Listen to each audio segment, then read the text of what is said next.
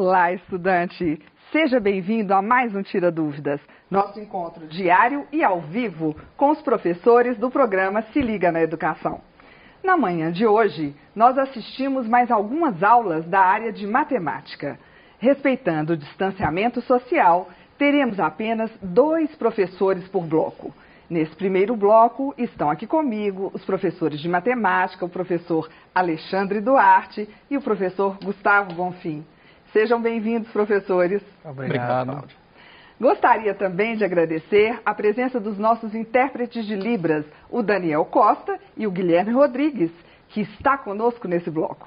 Então é isso. Os nossos canais de comunicação já estão abertos para receber a sua pergunta. É só ligar no nosso telefone fixo 31 3254 3009 ou enviar uma mensagem para o nosso WhatsApp no número 31 98295 2794. Não se esqueça de falar o seu nome, a cidade, a escola e o ano que você estuda. Ficaremos muito felizes em responder ao vivo a sua pergunta. Lembrando que a programação completa do Se Liga na Educação está no nosso site, no endereço que aparece na sua tela. Enquanto você envia as suas perguntas, vamos relembrar os temas das aulas de hoje. Vamos começar com o professor Alexandre. Tudo bem, professor Alexandre? Tudo bem, Cláudia. Bom dia, professor Gustavo. Bom dia a todos. O tema é, nós estamos finalizando a análise combinatória e os 2 últimos temas da matéria são combinação com repetição e uma revisão geral da matéria. Que ótimo. Professor Gustavo, bom dia, tudo bem? Bom dia, Cláudia. Bom dia, Alexandre. Bom dia, pessoal. Bom, Cláudia, no 8º ano nós vimos um pouco de problemas e funções quadráticas. E no 9º ano trabalhamos com resoluções de problemas. Ótimo. Então, agora que já relembramos os temas das aulas, nós daqui a pouco iremos para as perguntas. Mas antes disso, um recado importante. Termina nesta sexta-feira, 11 de dezembro, o prazo para fazer o cadastro escolar. Acesse o site cadastroescolar.educação.mg.gov.br para ver todos os detalhes. Não deixe essa oportunidade passar, hein? Agora sim, vamos passar para as nossas perguntas. Vamos lá, 8º ano, professor. Na questão 1 do PET 6, está dizendo que o quadrado da minha idade é 144. A diferença da minha idade e a do meu irmão é de 5 anos. Se X é a minha idade e Y é a idade do meu irmão, como escrever as expressões algébricas e determinar a minha idade e a idade do meu irmão mais novo? Bom, Cláudio, vamos usar o quadro para a gente responder essa questão. Vamos lá. Fique à vontade, professor. Obrigado. Pessoal, vamos lá. Primeira a ideia, que foi dada na atividade é o seguinte. Ele fala que o quadrado da idade dele é 144 anos. E outra informação também, ele fala que a diferença entre a idade dele e a do irmão é de 5 anos. Então, se a diferença é uma subtração. Então, a gente coloca aqui, x menos y igual a 5 anos. Beleza? Lembrando o seguinte, x é a idade dele e y é a idade do irmão dele. Então, aqui a gente tem as 2 expressões expressas aí. Podemos reescrever essa expressão aqui como x ao quadrado menos 144 é igual a 0. É a mesma coisa. Beleza, pessoal? Alguns vão escrever dessa maneira. E aí, sim, determinar os valores de x e y. Então, a gente voltando aqui, nós temos que x ao quadrado é 144. Como descobrir o valor de x, Eu não quero saber o valor de x ao quadrado, eu quero saber o valor de x. Então, o que você faz? Raiz em ambos os lados. Raiz de x ao quadrado é x, raiz de 144 é mais ou menos 12. Beleza? Pessoal, eu vou usar menos 12? Existe uma idade negativa? Não. Então, a minha resposta é 12. Então, a idade dele é 12. E aí, a gente vai analisar, Se a idade dele é 12, qual que é a idade do irmão? Então, a gente substitui x na segunda expressão aqui que a gente tem. Então vai ficar 12 menos y é igual a 5. Eu quero saber o valor de y, então menos 12 em ambos os lados. Então vai ficar 12 menos y é igual a 5 menos 12. Posso eliminar, colocar aqui, menos y é menos 7. Eu não quero saber o valor de menos y, e sim de y. Então divido ambos os lados por menos 1. Posso também multiplicar, não tem problema. Menos com menos elimino, então y é igual a 7. Então tá aí, a idade dele é de 12 e a do irmão é de 7. Tranquilo? Obrigado pela pergunta. Ótimo, obrigada, professor. Vamos lá. Vamos voltar para as perguntas. Terceiro ano. Possibilidade é a mesma coisa que probabilidade, professor? Não. Eu vou escrever também, Cláudio, embora seja uma coisa rápida. Qual que é a diferença, né? Então, gente, eu vou fazer um exemplo aqui bem rápido, tá? Vamos supor que você tem um dado comum, né? E você está jogando este dado, ok? Tem lá o dado comum, né? As faces não são necessariamente assim. Quais são as possibilidades da face superior aqui do dado, né? É o espaço amostral ômega. Pode sair, claro, o número 1 na face superior, 2, 3, 4, 5 ou 6. Mas digamos que você fez uma aposta e que você apostou que vai sair um número par, né? Então nós temos aí um evento. O que é número par? Também são possibilidades, né? Possibilidades. O 2, o 4 ou o 6. Agora, o que é probabilidade, né? Qual que é a probabilidade de sair, então, um número par, né? Formalmente, é o número de elementos do conjunto que representa o seu evento, dividido pelo número de elementos que representa o espaço amostral. Ou, de outra forma, a quantidade de casos favoráveis dividido pela quantidade total de casos. Então, no exemplo aqui, vai ser 3 possibilidades favoráveis num total de 6. Que você pode colocar como 1/2 na forma de fração, 0,5 ou, se você quiser porcentagem, 50%. Então, qual que é a diferença? A probabilidade é um quociente de possibilidades. As possibilidades que estão a seu favor, dividido, né, pela quantidade total de possibilidades. Obrigado pela pergunta. Ok. Ótimo. Explique novamente o primeiro exemplo do conteúdo da aula, do 9º ano. Vamos lá, Cláudio, vamos usar o nosso quadro. Bom, pessoal, nesse exemplo foi dado um gráfico, né, uma representação. Então eu tinha aqui um gráfico e aí a gente tinha aqui dessa maneira, onde ele pedia o valor daqui, desse deslocamento até aqui. Analisando no gráfico, você vai perceber que cada quadrinho que anda é 5. Então aqui eu tenho 3 quadrinhos, 15. E nessa parte superior aqui, eu vou ter 20.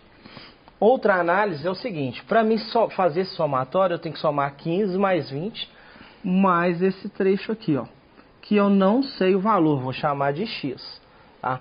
Mas se você olhar lá no seu gráfico, você vai perceber que aqui eu tenho também 3 quadrinhos, cada quadrinho vale 15, e aqui eu tenho 3 quadrinhos. Então, cada quadrinho vale 5, totalizando 15. Então, através do teorema de Pitágoras, a gente consegue detectar aí o valor de x. Né? Então, o que a gente pode fazer? Por exemplo, x ao quadrado é 15 ao quadrado mais 15 ao quadrado. Então, x ao quadrado é... Quanto que é 15 ao quadrado? Vamos fazer. 15 vezes 15. 25 vão 2, 5, 6, 7, 5 e 1. Perfeito? 5,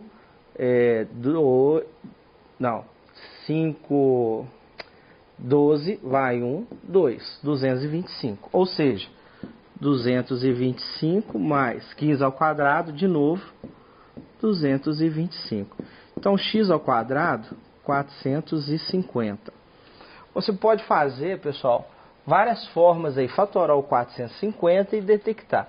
Na nossa aula, que a gente fez para facilitar o entendimento? Nós colocamos um valor aproximadamente, tá? A raiz quadrada de 450 dá 21,2 e alguns números. Então eu vou colocar aqui, igual a gente fez na aula, aproximadamente 21, beleza? Só para facilitar o entendimento aqui, ó. Então qual que vai ser o somatório? É 15 mais 21 mais 20, beleza? Então aqui a gente tem 6 e 5. Então eu posso falar que esse deslocamento da origem, passando por esse trajeto aqui até aqui, é de 56 metros. Beleza, pessoal? A ideia é o seguinte, eu coloquei 21 aqui, é só para facilitar o entendimento. Tranquilo? Obrigado pela pergunta. Ótimo.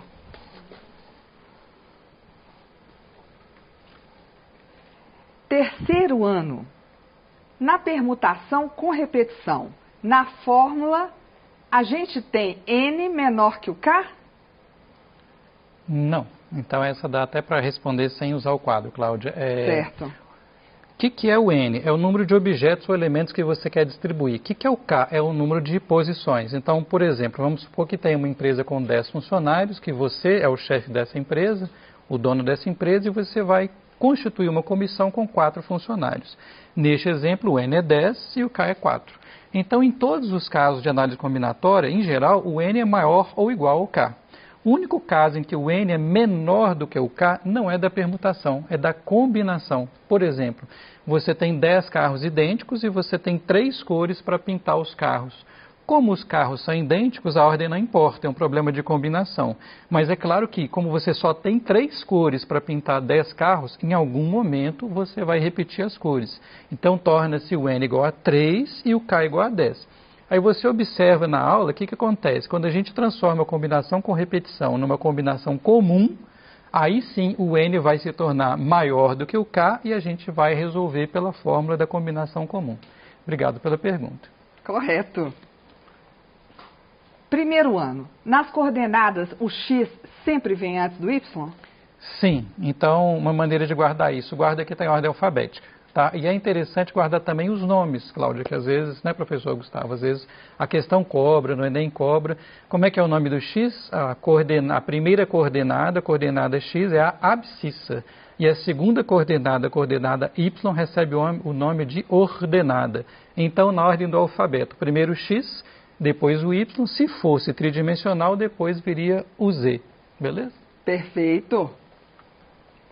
Nono ano, professor, explique novamente a questão do ciclista. Não entendi.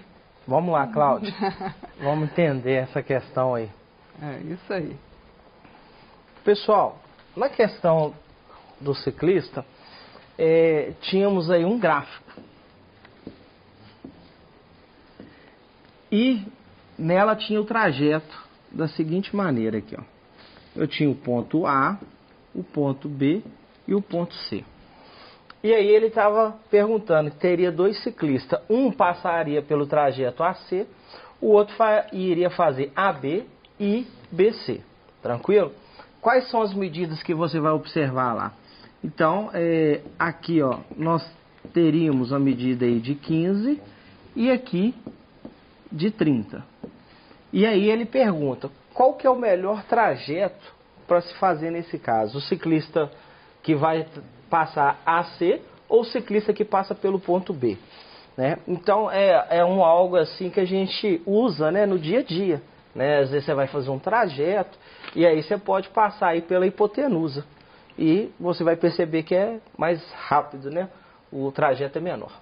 Bom, vamos lá. Vamos chamar esse AC então de X. Então o que eu tenho que descobrir? O valor de X. Então nós temos o quê? Que X ao quadrado é 15 ao quadrado mais 30 ao quadrado. Sabemos que X é o 15, calculamos agora, 225. E o 30 é simples, 900. O somatório, então, vai dar quanto? Ó, 900 mais 225. Então, eu tenho 5, 2, 11. 1125. Eu posso vir aqui e escrever que então que X é raiz quadrada de 1125. E aí o que a gente vai fazer? Vamos fatorar esse 1125 para a gente descobrir a raiz.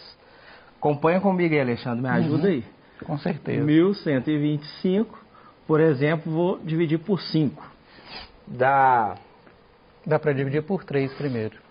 Vamos por 5 que já elimina aqui. 1125 por 5 dá 2, 10 sobra 1, 12, 12 dá 2 de novo, 10, então vai dar 5, 225. Então 225. Já vou pagar aqui.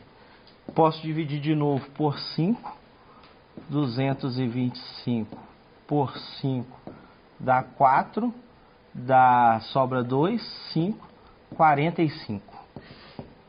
45 eu posso dividir por 5 novamente. Vamos fazer ela aqui, ó. 45 por 5 dá 1, 5, opa, errei. Vai dar 9, não é isso? 9 vezes 5, 45. Então, aqui 5, 9 por 3 dá 3, por 3 dá 1. Vou pegar aqui, ó, para usar aqui melhor. Então, vai ser 3 ao quadrado vezes 5 ao cubo. Então, voltando aqui, ó, pessoal, depois que a gente fatorou, vou ter raiz de 3 ao quadrado vezes 5 ao cubo. Então, esse 3 aqui eu vou eliminar aqui, o quadrado, e esse aqui eu vou eliminar 2. Então, vai ficar só um 5 dentro da raiz, ou seja, 3 vezes 5, raiz de 5. 3 vezes 5, 15, raiz de 5. Beleza, pessoal? Metros. Então, se ele fizer esse trajeto aqui, ó, ele vai andar quanto? 15 raiz de 5. Aí ele perguntou, qual que é o melhor trajeto para fazer? Olha para você ver. Se você andar aqui e aqui, você vai andar 30 mais 15. Dá um total de 45. Agora esse aqui, quanto que eu andei? 15 raiz de 5. Né? Raiz de 5 é um número entre 2 e 3, mais ou menos. Então vamos imaginar, vamos supor isso aí 2,5, tá? O dobro desse aqui, ó, de 15 é 30, mais a metade que é 15, ou seja, 45. Olha para você ver. Se eu pegar 2,3, você vai dar um valor menor que 45. Já é menor do que o valor que eu ando. Porque a raiz de 5, ela está mais próxima de 2,3 do que 2,5. Então, se eu passar por esse trajeto aqui, ó, que é a hipotenusa, a distância na qual você vai andar é menor do que se fizer o trajeto passando pelo ponto B. Então, o ciclista que vai de A a C, ele percorre uma distância menor. Tranquilo, pessoal? Obrigado pela pergunta. Ótimo. E agora vamos responder ao Luiz Fernando, do Colégio Martins Pena. Ele está no 7º ano, é de Nova Iguaçu. Um abraço para você, Luiz Fernando. Professor Alex, qual a diferença entre arranjo, permutação e combinação? Opa, vamos escrever.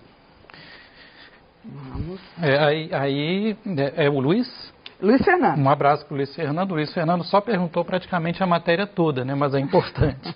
Né? Porque eu costumo falar muito na própria aula que o mais difícil na questão de análise combinatória não é fazer a conta, é decidir. Tá? Então, eu geralmente faço assim, eu me faço esta pergunta. Eu pergunto se a ordem importa. Exemplo no qual a ordem importa, você está criando uma senha de computador. Então é claro que a senha 1234 é diferente da senha 4321. Que a ordem não importa, que eu falei agora mesmo. Você está criando uma comissão, né? Então a comissão Gustavo, Alex e Cláudia, Cláudia, Alex e Gustavo é a mesma comissão. Então o que acontece? Se a sua resposta for sim, né? A brincadeira é, se você respondeu aham, é um problema de arranjo. Ok? Só que o arranjo ele tem um caso particular, que é quando o número de elementos é igual ao número de posições. Então o arranjo pode virar uma permutação. Vamos anotar a diferença? A diferença é que no arranjo o número de elementos é maior que o número de posições ou escolhas. E na permutação o N é igual ao K. E aqui nós ainda temos os dois casos, o arranjo simples e o arranjo com repetição. Na permutação nós temos três casos, a permutação simples, ou seja, sem repetição, com repetição e a permutação cíclica ou circular, que é quando, por exemplo, você tem pessoas sentadas em volta de uma mesa. Agora, se a sua resposta for não, a ordem não importa, aí é um problema de quê? Um problema de combinação, perfeito? E aí você tem mais dois casos, a combinação simples, ou seja, sem repetição, e a combinação com repetição. Então a sugestão é, na hora que você pegar um problema de análise combinatória ou de probabilidade que precisa de análise combinatória, decidir dessa maneira que eu acredito que seja mais fácil. Obrigado pela pergunta, Luiz Fernando. Professor, ainda para você, vamos responder a Alicia do IENG. Ela pergunta qual a fórmula do Teorema de Tales. Parece que o pessoal fica muito ligado nessa questão de fórmula, né, professor? Mas nem sempre precisa decorar a fórmula, ou precisa? Eu acho melhor não, sempre que possível. Até porque, um abraço para a Alicia, né? O Cláudio e o professor Gustavo. O Enem, por exemplo, se a gente olhar as edições de 2019 e 2020, por incrível que pareça, gente, ele está cada vez menos conteudista na matemática, né? As outras matérias eu não sei. Então, é uma prova que tem cobrado muito mais raciocínio do que decoreba, né? Felizmente. Tem questão do Enem, gente, que a gente mal consegue classificar. Essa questão é de quê? É de conjuntos, é de análise combinatória, porque a questão é praticamente raciocínio puro. E a pergunta da Alicia, né? O Teorema de Tales, vamos lá, né? Você tem aqui várias retas paralelas cortadas por duas transversais. Então, digamos que aqui é a reta R, aqui é a reta S, que é paralela a R, e aqui é a reta T, que é paralela a S e, consequentemente, paralela a R. O Teorema de Tales afirma o seguinte, digamos aqui nós temos um segmento de medida A e aqui de medida B. Digamos que aqui nós temos um segmento de medida X e de medida Y. O Teorema de Tales afirma que a proporção é mantida, ou seja, A está para B nesta transversal, assim como X está para Y. Agora, como a Alicia falou numa fórmula, né, tem uma consequência do Teorema de Tales que acontece muito. Vocês viram aqui agora mesmo o professor Gustavo usando o Teorema de Pitágoras, né? Outra coisa que parece muito, né, professor? Consequência do Teorema de Tales, que aparece muito, é a seguinte. Se você tem um triângulo, né, na hora que você passa aqui uma reta paralela à base, você descobre que este ângulo é igual a este, né? São congruentes, e esse aqui é congruente com esse aqui. Então, olha só, na hora que você soma esses três ângulos aqui, deu 180 graus. Né? E na hora que você soma, então, os três ângulos internos do triângulo, vamos dar nome para eles? Alfa, beta, gama. E aí sim nós temos uma fórmula. Então, consequência do Teorema de Tales, a soma dos três ângulos internos de um triângulo é sempre igual a 180 graus. Alicia, um abraço, obrigado. Ótimo. Entendido. Oitavo ano. A questão 2 disse que a área do quadrado vale 75 metros quadrados e que o menor lado mede 5 metros. Não entendi. Como calculou o maior lado? Vamos lá, pessoal, vamos responder essa questão. Pessoal, primeiramente, na verdade, nós não temos um quadrado, e sim um retângulo, né?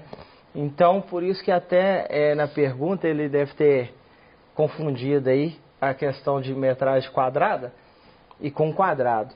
E aí ele fez essa pergunta, tanto que fala que os lados são diferentes. Mas enfim, vamos lá. A área, ele falou que é 75 metros quadrados. E o menor lado ele falou que é 5, né, Cláudia? Isso. 5. Então ele pediu para descobrir aí qual que é o maior lado. Maior lado. Beleza. Vamos lá então. Se eu tenho a área do retângulo de 75 e eu tenho duas dimensões, eu consigo determinar esse valor, né? Como? Sabemos que a área do retângulo é base vezes altura. a área é de quanto? Já foi dado, 75. Qual que é o valor da minha base? X. E o valor da minha altura? 5. Então, eu posso fazer que 75 é igual a 5x. Só vou mudar a posição da escrita. Ó, 5x é igual a 75. Se eu quero saber o valor de x, divido todo mundo por 5. 5 dividido por 5 é 1. 1 vezes x é x. 75 dividido por 5, 15. Então, o maior lado deste retângulo vale 15 metros. Beleza? Obrigado pela pergunta. Ótimo. E agora vamos responder a Bárbara Ribeiro. Um abraço para você, Bárbara. Ela é da escola Anita Brina Brandão. Está no 3º ano. Professor Alex, poderia dar exemplos sobre arranjo com repetição? Arranjo com repetição. Perfeito. Novamente vou precisar do quadro, né, Cláudia? Então, nós acabamos de falar que se nós temos um problema de arranjo, significa que a ordem importa, né? Então, nós temos um problema que envolve a questão de ordem. Só que se é um problema de arranjo, nós temos que o número de elementos que você tem para combinar é maior do que a quantidade de posições. Como assim? Então vamos supor, por exemplo, né, o que acontece? Vamos supor que você tem 4 posições, né, 4 slots aqui para você escolher uma senha de computador. E aí, essa senha pode ser formada por letras minúsculas de A a Z, que são diferenciadas aqui no meu exemplo de letras maiúsculas, de A maiúsculo até Z maiúsculo, e ainda de algarismos de 0 a 9. Bom, quantas letras você tem de A a Z? O alfabeto tem 26 letras. Mas como as maiúsculas são diferentes, nós temos também 26 letras aqui. E os algarismos de 0 a 9 são 10, totalizando, me vigia aí, professor, 52 com 10, 62 possibilidades. Perfeito? Bom, como você pode repetir, né, você tem 62 possibilidades para essa posição, 62 para essa, 62 para essa e 62 possibilidades para essa. Como você vai preencher a primeira e a segunda e a terceira e a quarta, né, você multiplica os resultados. Nós vimos que E corresponde a vezes. Então, o que seria isso em termos de fórmula? Arranjo com repetição de NK. Então, seria assim, ó, arranjo com repetição de NK, no nosso exemplo, na fórmula seria N elevado a K. Então, como é que vai ficar? Arranjo com repetição de, né, são 62 possibilidades para 4 posições, vai ser 62 elevado a 4. Último comentário, como a Cláudia acabou de falar, eu sugiro fortemente que você não decore essa fórmula, porque olha só, se você tem 62 possibilidades, vezes 62, vezes 62, vezes 62, automaticamente isso aqui vai dar quanto? 62 elevado a 4. Então, na verdade, o arranjo com repetição é mais fácil do que o arranjo sem repetição, ok? Porque ele acaba virando uma potência. Então, eu sugiro que você, preferencialmente, faça esse tipo de problema sem pensar na fórmula. Obrigado pela pergunta. Exatamente.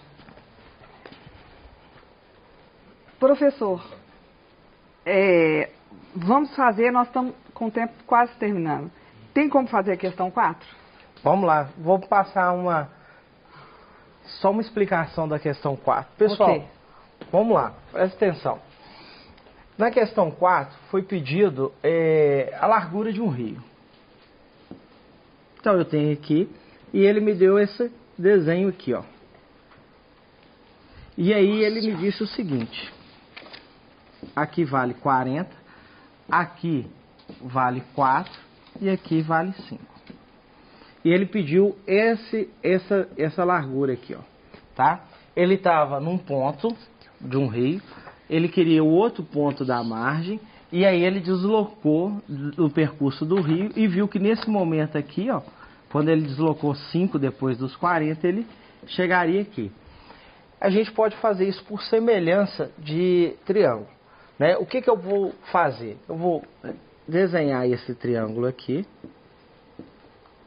Então eu tenho 40 e tenho x, e vou desenhar esse, só que eu vou dar um giro nele, na mesma posição. Tá? Então, ó, a altura continuou aqui, e a base é aqui. Então o que a gente pode desenvolver isso aí? Né? Então seria o quê? X sobre, ó, esse sobre 4 é igual a 40 sobre 5. E aí, pessoal, você vai multiplicar isso cruzando e depois determinar o valor de x. Uma questão assim bem simples aí. Obrigado pela pergunta. Ótimo. Obrigada, professor, porque chegou a hora de fazer aquele pequeno intervalo. Aproveite e participe do Tira Dúvidas de Matemática, que no próximo bloco contará com a participação do professor Lucas Calazans e do professor Alexandre Duarte, que continua aqui com a gente. Eu agradeço a presença do professor Gustavo.